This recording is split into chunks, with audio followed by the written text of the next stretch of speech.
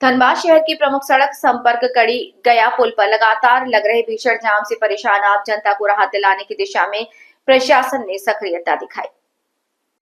गुरुवार को धनबाद उपायुक्त आदित्य रंजन, एसएसपी प्रभात कुमार और धनबाद विधायक राज सिन्हा ने संयुक्त रूप से गया पुल का निरीक्षण किया और जाम से निपटने के लिए तत्काल और दीर्घकालिक समाधान पर विचार विमर्श किया। गया पुल पर जाम की स्थिति ऐसी बन चुकी है कि एम्बुलेंस और आपातकालीन सेवाएं घंटों तक फंसी रहती हैं, जिससे मरीजों की जान पर बनाती है। इसे गंभीरता से लेते हुए उपायुक्त ने मौके पर ही निर्देश दिया कि पुल के नीचे की सड़क की मरम्मत तत्काल कराई जाए और सड़क को समतल करने के लिए लोहे की प्लेट बिछाई जाए। उपायुक्त आदित्य रंजन ने जानकारी दी कि ट्रैफिक दबाव को स्थायी रूप से कम करने के लिए किया गया पुल के समानांतर एक नया अंडरपास बनाया जाएगा, जिसके लिए रेलवे से एनओसी की मांग की गई है। जैसे ही अनुमति मिल जाती है, निर्माण कार्य शुरू कर दिया जाएगा और इसे 2 वर्षों के भीतर पूरा करने का लक्ष्य है। धनबाद विधायक राज सिन्हा ने कहा कि वे विधानसभा सत्र के कारण कुछ दिनों से बाहर थे, लेकिन लौटते ही नगर आयुक्त से बात कर निरीक्षण में शामिल हुए। उन्होंने भरोसा जताया कि बहुत जल्द मरम्मत कार्य शुरू होगा और जनता को राहत मिलेगी। गया पुल की समस्या को लेकर की गई ये पहल आने वाले दिनों में धनबाद की यातायात व्यवस्था को काफी हद तक सुचारू बना सकती है। Manjay Kumar, bureau chief, Jharkhand. स्थानीय जनप्रतिनिधि भी हम लोगों को लगातार सूचना दे रहे थे और पत्रकारों के माध्यम से, अखबारों के माध्यम से भी पता चल रहा था और ये बहुत लंबा जाम लग जा रहा है।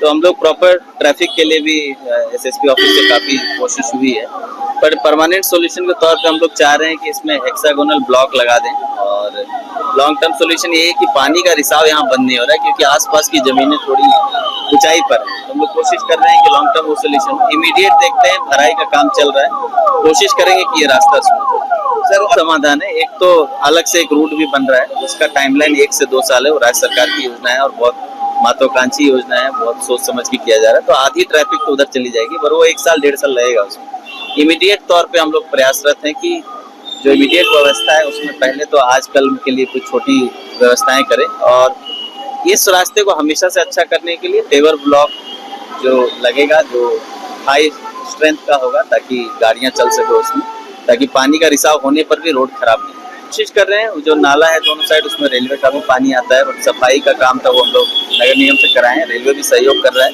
हम लोग मिल के रेलवे और डिस्ट्रिक्ट एडमिनिस्ट्रेशन मिल के इसको सॉल्व करें।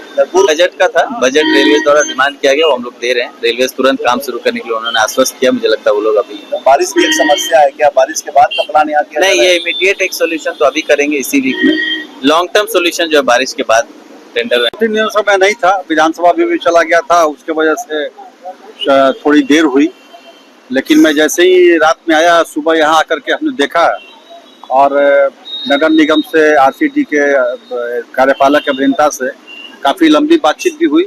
फिर मैंने उपायुक्त महोदय से बात किया और उनको कहा कि आप एक बार आइए, रेलवे के भी जो प्रतिनिधि उनको ही बुलाइए, स्पॉट पर चल के वहाँ देख करके क्या हो सकता है। क्योंकि ठीक है, समस्या तो है, टेक्निकल इशू भी है, चूंकि ऊपर में रेलवे का ट्रैक है और बारिश कंटिन्यूअस हो रही है। सबसे बड़ा प्रॉब्लम है कि बारिश कंटिन्यूअस हो रही है। हालांकि नगर ये कार्यपालक अभियंता ने बताया न आरसीडी के कि हमने वहाँ आदमी लगाया हुआ है और वो रोज गड्ढा भरता है, लेकिन बारिश में गड्ढा भरने से कोई फायदा है नहीं, सब बह जाता है और गाड़ी से भी निकल जाता है। तो अभी गहन यहाँ आकर के डीसी उपायुक्त महोदय के नेतृत्व में सभी लोगों ने गहन रूप से यहाँ निरीक्षण किया है।